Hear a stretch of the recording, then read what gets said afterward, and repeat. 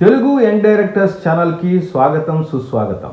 మనం ఇంతకుముందు ఎపిసోడ్లో నేను లాజిక్ అంటే దానికి సంబంధించినటువంటి ఒక ఎపిసోడ్ చేశాను. సినిమాలో లాజిక్ లేదా ఫిలిం స్క్రీన్ ప్లే లాజిక్ అనేది ఏంటి, దాని ఇంపార్టెన్స్ ఏంటి, దాని ఎట్లా ఉంటుంది అనే విషయాన్ని కొద్దిగా ఇంట్రడక్షన్ లాగా ఒక ఎపిసోడ్లో చేశాను. ఇప్పుడు ఆ లాజిక్ని స్క్రీన్ ప్లేలో రాయాలంటే మనం ఏం చేయాలి, మనకి ఏమేమి ఉండాలి, ఎలా అబ్జర్వ్ చేసుకోవాలి, ఇది చాలా ఇంపార్టెంట్. లాజిక్లెస్గా సీన్ని క్రియేట్ చేసేసి పిచ్చి పిచ్చి స్క్రీన్ ప్లేలు తయారు చేసేసి సినిమాలు ఆడలేదని ప్రేక్షకులు నిందించి ప్రయోజనం లేదు. అంటే సినిమాలో రాసే సీన్లన్నీ కూడా లాజిక్గానే ఉంటాయా అంటే లాజిక్ అనేది రియాలిటీకి దగ్గరగా ఉన్నట్టుగా తీసేస్తే అది డాక్యుమెంటరీ అయిపోతుంది కదా అనే పాయింట్ కూడా చాలామంది వ్యక్తం చేస్తూ ఉంటారు. నేనేం చెప్తానంటే రియాలిటీకి చాలా దగ్గరగా ఉన్నట్టుగా నమ్మదగ్గగా ఉన్నట్టుగా వరకు మనం షూట్ చేయగలిగితే ఇది పర్లేదురా, మనం ఇంతకుముందు క్రియేట్ చేసినటువంటి ఎస్టాబ్లిష్ చేసినటువంటి పాయింట్స్కి అనుగుణంగా ఈ పాత్ర ప్రవర్తిస్తుంది అంటే అది ఏం చేసినా సరే నమ్మేస్తారు. ఇది చాలా ఇంపార్టెంట్ అయిన విషయం. ఇది స్క్రీన్ ప్లేలో ఒక చాలా సున్నితమైన అంశం కూడా. దీని మీద రకరకాలైన భిన్నమైన అభిప్రాయాలు ఉండొచ్చు. నా అభిప్రాయాన్ని నేను చెప్తున్నాను. ఇది కేవలం కొత్తగా వచ్చేటటువంటి రచయితలు, దర్శకులు, ఈ రంగంలో రావాలనుకునే వాళ్ళకి అవగాహన కోసం కల్పించడం కోసం చేసే నేను ఒక ప్రయత్నం. ఇది ఒక బేసిక్ ఇన్ఫర్మేషన్. దీనిలో చాలా విషయాలు, బోలెడు అంశాలు ఉన్నాయి.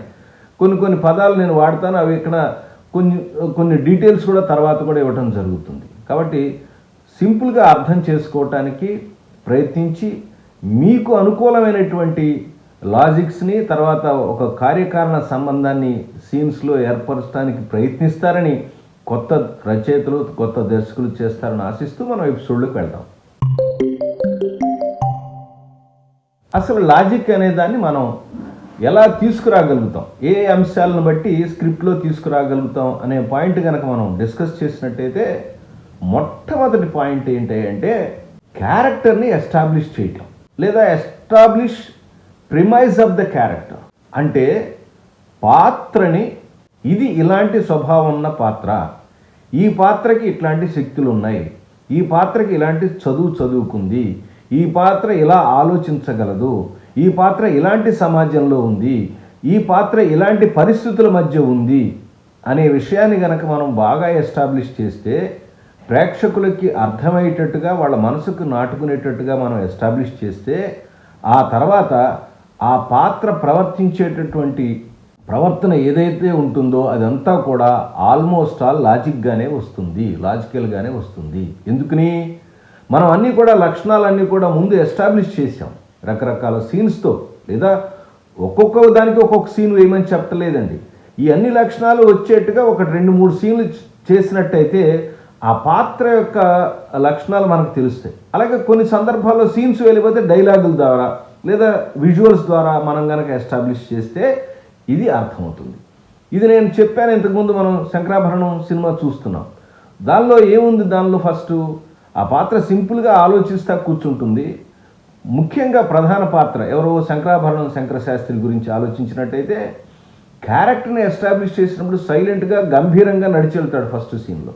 ఆ తర్వాత ఓపెనింగ్ సీన్లోనే అంటే ఎస్టాబ్లిష్ ప్రిమైజ్ అంటే ఆ పాత్ర యొక్క పరిస్థితులు ఎట్లా ఉన్నాయనే దాన్ని ఫస్ట్ ముందు ఎస్టాబ్లిష్ చేయాలి. అందుకనే ఏం చేస్తాడు డైరెక్టరు, తెర తీయంగానే ఒక ఓపెన్ షాట్ వేస్తాడు. ఏంటిది అది, ఆడిటోరియం పిన్ డ్రాప్ సైలెన్స్గా ఉంది, ప్యాక్డ్ అండి. ఆడిటోరియం తీసిన షాట్ కూడా మీరు చూడండి, ఎక్కడ ఖాళీ లేదు, లూజ్ ఫ్రేమ్ లేదు, full packed auditorium pin drop సైలెన్స్లో ఉంటుంది. ఆ తర్వాత అలా చూస్తాడు. అలా చూసిన తర్వాత అందరూ సైలెంట్గా కూర్చున్నారు. ఎవడో మాట్లాడుతున్న ఒక ఆవిడ ఊరుకో ఉంటుంది, ఆ తులసి అనే క్యారెక్టర్ కూడా. అందరూ సైలెంట్గా ఉన్న తర్వాత అలా కళ్ళు మూసుకుని ఒక ధ్యాన స్థితిలోకి వెళ్ళి పాట పాడతాడు. అంటే ఏంటి, ఇతను ఇలాంటి పరిస్థితిని ఎస్టాబ్లిష్ చేసి ఉంటేనే అతను ప్రాపర్గా పాడతాడు. ఏమాత్రం డిస్టర్బెన్స్ ఉన్నా అంటారు. ఇంతకుముందు మనం ఒకసారి రియల్ లైఫ్లో చూసాం. ఒక అవధాని గారు చిరంజీవి గారి సభలో గబక్కున మాట్లాడేసి రెండుసారి చిరంజీవి గారు అనగానే పెద్ద గోల రేగింది. కారణం ఏంటంటే వాళ్ళు మాట్లాడే మాటల మీద కాన్సన్ట్రేషన్ కావాలని ఎక్స్పెక్ట్ చేస్తారు వాళ్ళు. దాన్ని వేరే రకంగా పలవగా చేశారు. అది మనకు అనవసరం అనుకోండి, చెప్తున్నా, ఎగ్జాంపుల్ చెప్తున్నాను. అంటే వాళ్ళ యొక్క మానసిక ప్రవర్తన ఎలా ఉంటుంది అంటే ఒక క్యారెక్టర్ని ఎస్టాబ్లిష్ చేసేటప్పుడు ఇంత జాగ్రత్త అవసరం. ఆ తర్వాత ఎమ్మటే చిన్న డిస్టర్బెన్స్ రాగానే ఏం చేస్తాడు, నన్ను కాలుతో తనేసి వెళ్ళిపోతాడు. చూసారా? కాబట్టి ఇక్కడ చేసింది తర్వాత రెండో సీన్లో దాన్ని రీఇన్ఫోర్స్ చేస్తాడు. చిన్న విషయమే కాదండి, ఏదో కుర్చీ పోవటమే కాదు, బిడ్డ పుడుతున్నప్పుడు కట్టుకున్న భార్య ప్రాణం పోతున్నా కూడా దాన్ని ఆ కాన్సన్ట్రేషన్ నేను చెప్పలేకపోయాను. సో ఇలాంటి చిన్న 2 ఎగ్జాంపుల్స్ చెప్తే ఇంకా అంతకుముందు చాలా ఉండొచ్చు కాక, అనగానే ఆ పాత్ర ప్రవర్తన మీద మనకి ప్రవర్తించి ఎబ్బెడ్డుగా అనిపించదు. అదే ఇవన్నీ ఎస్టాబ్లిష్ చేయకుండా ముందులో ఒక సీన్ చేయగానే ఒక డైలాగ్ చెప్పేసి గబక్కన ఏమంటే ఓంకారనాథం పాడేసాడు అనుకో, లేవంగానే ఏం మాయరోగం సరిగ్గా పాడలేడా అని అంటాం. ఇది కాదు. అలాగే నిన్న ఈ మధ్యన ఒక సినిమా రిలీజ్ అయ్యింది, దానిలో కూడా అఖండ 2 గురించి కూడా చెప్పినప్పుడు పాత్ర ఫస్ట్ సీన్లోనే మీరు బాగా ఎస్టాబ్లిష్ చేస్తే విమర్శలు సగం తగ్గుతాయి. నేను స్క్రీన్ ప్లే గురించి చెప్పట్లేదండి, దానికి సెపరేట్గా ఆ సినిమా స్క్రీన్ ప్లే గురించి చెప్పినప్పుడు డిస్కస్ చేస్తాను.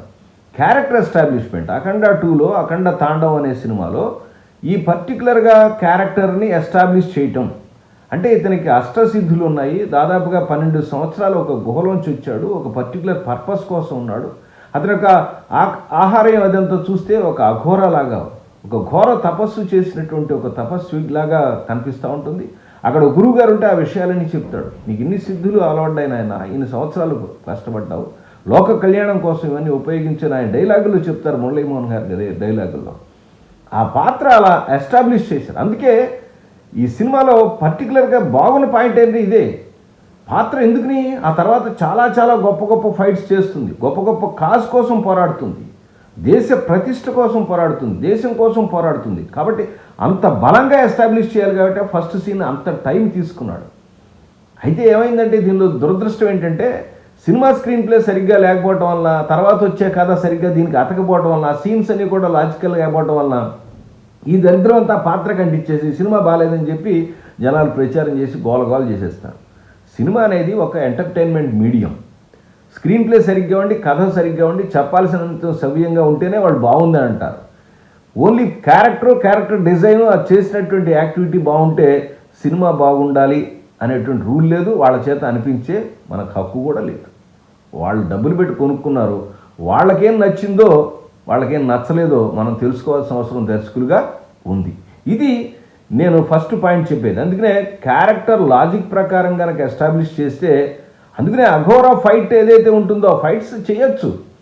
కొంతమందికి అష్టసిద్ధులకి సాధించిన వాళ్ళు ఎలా ఉంటారంటే ఎంత శక్తి ఉంటుందనేది వీళ్ళకి ఎస్టాబ్లిష్ తెలియదు. కాబట్టి ఒక చిన్న రాబట్టే పెద్ద వేల కిలోలు ఉన్నటువంటి వస్తువుని గబక్కను తీసి అక్కడ పారేయగలుగుతుంది. ఒక చిన్న ప్రొక్లైనర్ ఇట్లా తీసి పెద్ద బండలు తీసి అక్కడ పక్కన పడగలుగుతుంది. అన్ని సిద్ధులు ఉన్న వ్యక్తి అలా చేశాడంటే పెద్ద ఆశ్చర్యం ఉందండి.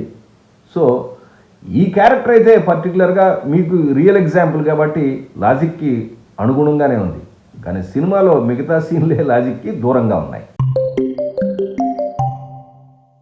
రెండో పాయింట్ ఏంటి అంటే ఈ లాజిక్ని ఎట్లా మనం ఆ ఎఫెక్ట్ తీసుకొస్తాం, లాజిక్ని స్క్రీన్ ప్లేకి ఎలా తీసుకొస్తాం అనే దానిలో రెండో పాయింట్ ఏంటంటే కాజ్ అండ్ ఎఫెక్ట్, కార్యకారణ సంబంధం. ఇది మనం అర్థం చేసుకోవాలంటే నేను మధ్య చెప్తున్నాను, అందుకనే మహాభారతం ప్రవచనాలు బిగినింగ్ నుంచి అనమంటున్నాను. కార్యకారణ సంబంధంతో సృష్టి జరిగింది. ఈ చరాచర సృష్టి మొత్తం కూడా కార్యకారణ సంబంధంగానే పుడుతుంది. ఎలా పుట్టిందనేది చాలా చక్కగా ఎక్స్ప్లెయిన్ చేశారు. ఈ కాజ్ అండ్ ఎఫెక్ట్ అనేది పురాణాల్లోనే కాదు, కథల్లోనే కాదు, మరొకటేనే కాదు, రియల్ లైఫ్లో కూడా అంతే. మనం ఎందుకు ఏ రకంగా బిహేవ్ చేస్తున్నాం అనేది దానికి ఒక రీజన్ ఉంటుంది, దానికి ఒక మోటివ్ ఉంటుంది, దాన్ని బట్టే మనం బిహేవ్ చేస్తాం.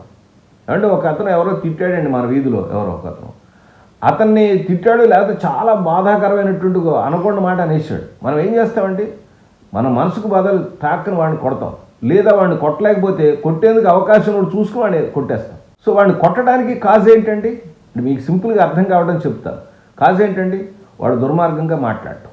అలాగే సినిమాలో కూడా ఈ పాత్ర ప్రవర్తిస్తుందంటే ఆ ప్రవర్తనకి తగ్గ సీన్ ముందు ఉండాలి, ఆ యాక్టివిటీ ఉండాలి, ఆ యాక్షన్ ఉండాలి.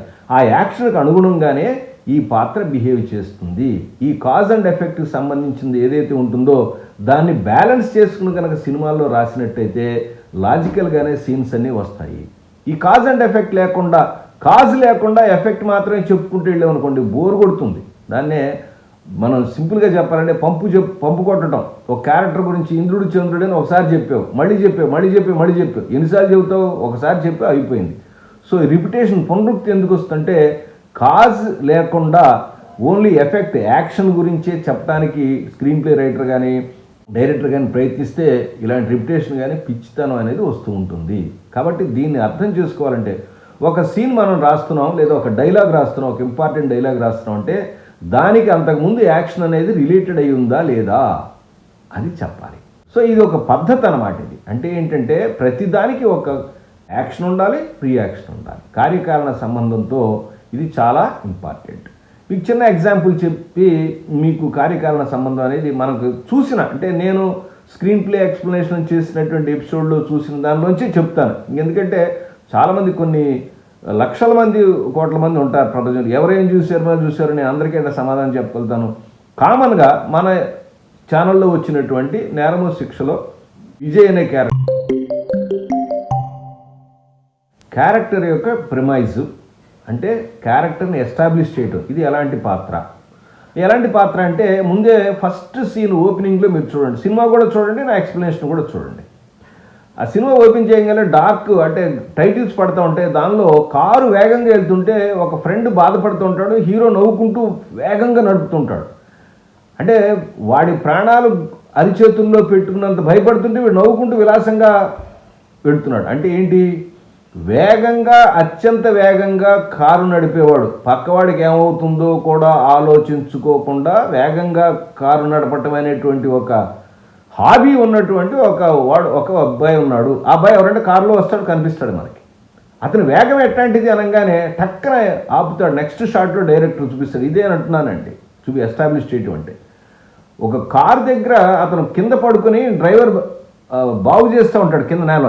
అతను తలకాయ దగ్గరికి వచ్చి కారు ఆగుతుంది చూడండి. వచ్చి రాగానే టక్కన డోర్ వేసేసి వాడిని పిచ్చి తిడుతూ ఉంటాడు. ఏరా కారు స్పీడ్గా వెళ్ళట్లేదని బాగా తిడుతూ ఉంటాడు. అక్కడ తిట్టమే కదండి, హాల్లోకి వచ్చి రచ్చరచ్చ చేస్తాడు మదర్ దగ్గర. మదర్ ఏం చేస్తుంది? డ్రైవర్ని వాళ్ళని తిడుతుంది. ఏరా ఇట్లా చేసావంటే, అయ్యగారు ఇట్లా చేయారంటే, నీవు ఫలానా దానికి కారు వద్దన్నారని ఆ కారుని అట్లా చేస్తావా డామ్ డూమ్ అని అంటుంది కొడుకుని తిట్టకుండా. ఆ తర్వాత వాడు అలిగేసి ఈలోక ఫాదర్ వింటాడు. ఫాదర్ క్లాస్ దిగుతాడు, చెడమేడ అసలు కాలేజీ కారు ఎందుకు నడిచిపో అంటాడు. అనగానే వాడు అలిగి పైకి వెళ్ళిపోతాడు. చూడండి, ఇప్పుడు జరిగినటువంటి ఫస్ట్ సీను తర్వాత వచ్చిన సీను, దీనిలో ఈ పాత్ర ఎట్లాంటిది? చాలా పొగరపోతు, డబ్బులు ఉన్నటువంటి పొగరపోతు పాత్ర బాగా ఎస్టాబ్లిష్ చేసాం. ఎలాగా? వేగంగా కారు నడపడం. ఈ కారు నడపడంలో ఏం జరుగుతుంది, ఏం చేస్తాడో తెలియదు, దేని గుర్తాడో ఎట్టపోతాడో పక్కవాడు భయపడుతున్నా ఆపడం. ఇదే విషయాన్ని తర్వాత సీన్లో ఇమీడియట్ సీన్లో చెప్తారు. ఎవరో కూరగాయలు బండివాడు పడితే ఫాదర్ అంటాడు, వెళ్ళి పోలీస్ స్టేషన్లో కేసు పెట్టి నేను కూడా వచ్చి సపోర్ట్ చేస్తానంటాడు. అంటే ఏంటి? ఏదైనా గుద్దినా కూడా పట్టించుకోకుండా వస్తాడు. ఇదే తర్వాత చేస్తాడండి. యాక్సిడెంట్ జరిగినా పట్టించుకోకుండా వస్తాడు, చివరి వాడి ప్రాణం మీదకి వస్తుంది. ఇది ఎస్టాబ్లిష్ చేయటం. అందుకే నేను పాత సినిమాలని చాలా విశ్లేషణపూర్వకంగా ఎందుకు ఇలా చేస్తున్నారు, ఏంటిది, ఎందుకు ఈ షాట్ ఎందుకు తీశాడు, ఇలా అర్థవంతంగా షాట్ తీయటం వల్ల అర్థమవుతాయండి. ఇది అర్థం కాకుండా ఓన్లీ సినిమా చూసాం ఎంటర్టైన్మెంట్ అనే దానికి సరదాగా ఎంటర్టైన్మెంట్ చూడొచ్చు. చదువుకునే వాళ్ళకి మాత్రం, నేర్చుకునే వాళ్ళు మాత్రం సినిమాని పరిశీలనాత్మకంగా చూడాలి. కాజ్ అండ్ ఎఫెక్ట్ రెండో మాట. ఈ కాజ్ అండ్ ఎఫెక్ట్ ఏమవుతుంది? అతను తర్వాత సీన్లో వచ్చిన తర్వాత యాక్సిడెంట్ చేస్తాడు. యాక్సిడెంట్ చేసిన తర్వాత పట్టించుకోడు, అతను ప్రవర్తన అదే కదా. వచ్చేస్తాడు, పోలీస్ ఆఫీసర్ వస్తే మదర్ ఏదో చెప్పేసి పంపిస్తుంది. అర్థమైపోతుంది వీడిని నేను యాక్సిడెంట్ చేసేవాడు ఏదన్నా పొరపాటు అంటే, ఎవడో పొరపాటు రాసుకున్నాడు అనిపించింది అనమాట. ఎవడో చచ్చాడా అంటాడు. ఎంత నిర్లక్ష్యం! ఆ పాటలో షార్ట్లో కూడా గడ్డం చేసి విసిరేస్తాడు, దగ్గర కూడా పెట్టకుండా. మన పరువు ఏమవుతుందమ్మా, ఇంకా నయం సముదాయించమన్నావు, అడిగావు కాదు అని అంటాడు. పోలే అని నప్పుతుంది మాత్రం. ఆ తర్వాత యాక్సిడెంట్ చేశాడు, మనిషి చచ్చిపోయాడు, పెద్ద కేసు అవుతుంది తెలిసి ఈ కింద వచ్చి డ్రైవర్ని బతిమాలుకుని వాడిని ఎమోషనల్గా చెప్పి చివరికి అతను పాపం ఈవిడ బాధ చూడలేక ఒప్పుకుంటాడు, నేనే చేశానమ్మా అంటాడు. మరుసటి రోజు పోలీసులు పెట్టి పెడుతుంటే మద్రాసు వెళ్ళినటువంటి ఫాదర్ వస్తాడు. చూసి అక్కడ పెద్ద డిస్కషన్ అవుతుందండి. తండ్రి కొడుకుల మధ్య డిస్కషన్ ఏమొస్తుందంటే, నీ పేరు చెప్పుకోకపోతే నీకు డబ్బులున్నాయని, తల్లిదండ్రులు ఉన్నాయని అహంభావం అంటే నీ పేరు చెప్పుకోకుండా బతకగలను అంటాడు. ఒక్క పూట బతకరా, బెచ్చగాడిగా కూడా బతకలేమంటాడు. లైఫ్ లాంగ్ బతుకుతా అని చెప్పి బయటకు వచ్చేస్తాడు. ఏమండి, ఈ యాక్షన్కి, ఈ ఎఫెక్ట్కి కాజ్ ఏంటండి? ఆ మాత్రం దానికి వచ్చేయాలంటే ఎక్కడి నుంచి ఎస్టాబ్లిష్ చేసుకొచ్చాడు? ఫస్ట్ సీన్ నుంచి ఇతని ప్రవర్తన ఎస్టాబ్లిష్ చేసుకొచ్చి అతని పెచ్చు మీద తారస్థాయికి వచ్చి ఒక మనిషి చచ్చిపోతే ఇంట్లో డ్రైవర్ వాడు యాక్సిడెంట్ చేయబోయినా సరే వాడు కుటుంబానికి ఇంకో త్వరలో కొద్దిగా వాళ్ళ చెల్లెలికి పెళ్లి చేసే పరిస్థితి, ఇంత కుటుంబం ఛిద్రమైపోయింది. ఒక కుటుంబంలో ఒక వ్యక్తి చచ్చిపోయాడు, 2 కుటుంబాలు సర్వనాశనం అయిపోతే దిక్కుమాలితనంతో ఉంటావా అన్న బాధలో గ్రడ్జిలో ఫాదర్ మాట్లాడిన మాటకి నొచ్చుకుని వెళ్ళిపోతాడు. వీటన్నిటికీ కారణం ఏంటండి? అది ఆ మాట అన్న తర్వాత ఇంక రాడు అతను, చివరి షాట్ దాకా రాడు. ఇదే అంటారు కాజ్ అండ్ ఎఫెక్ట్. సో అందుకనే అంటారు ప్లాట్ పాయింట్ 1 చాలా ఇంపార్టెంట్. ఈ కాజ్ అండ్ ఎఫెక్ట్ సంబంధించినటువంటి ఏదైతే ఉందో దాని సినిమాలో బాగా ఎస్టాబ్లిష్ చేయాలి, జాగ్రత్తగా ఎస్టాబ్లిష్ చేయాలి, లాజికల్గా ఎస్టాబ్లిష్ చేయాలి. అంటే ఇంత సున్నితమైన అంశాలు ఉన్నాయనే విషయం మీరు గుర్తుంచుకుంటారని నేను ఆశిస్తున్నాను. ఈ ఎపిసోడ్ ఎంతటితో ముగిస్తున్నాను, ఎందుకంటే ఏదో పాయింట్ 4 చెప్పేసేసి ఎపిసోడ్ ముగించడం కాదు, చాలా ఇంపార్టెంట్ అయినట్టు పాయింట్లు. అందుకనే 2 పాయింట్స్ని నేను ఒక సినిమాలో ఎగ్జాంపుల్ చేసి ఇప్పుడున్నటువంటి అఖండకు కూడా క్యారెక్టర్ పాయింట్ ఆఫ్ వ్యూలో రిలీట్ చేసి చెప్పాను. ఇంకా చాలా ఎక్స్ప్లెనేషన్ చెప్పచ్చు. ఈ మాధ్యమంలో ఇంతకన్నా ఎక్కువ చెప్తే ఎక్కువ జనం చూడలేదు ఒకటే, రెండోది బోర్ కొట్టి అలా స్కిప్ చేస్తున్నారు. దయచేసి ఎపిసోడ్ పూర్తిగా చూడటానికి ప్రయత్నించండి, అర్థం చేసుకోండి. మీరు కూడా సినిమా చూడండి, కరెక్టో కాదో ఆలోచించండి, తర్వాత నాకు కమెంట్ చేయండి. ఇది నేర్చుకునే విధానం. మరొక అంశంతో మళ్ళీ కలుస్తాను. అంటే మరొక 3 పాయింట్లు ఉన్నాయి. ఆ 3 పాయింట్లు నెక్స్ట్ ఎపిసోడ్లో తప్పకుండా చెప్తాను. అప్పటిదాకా నమస్కారం.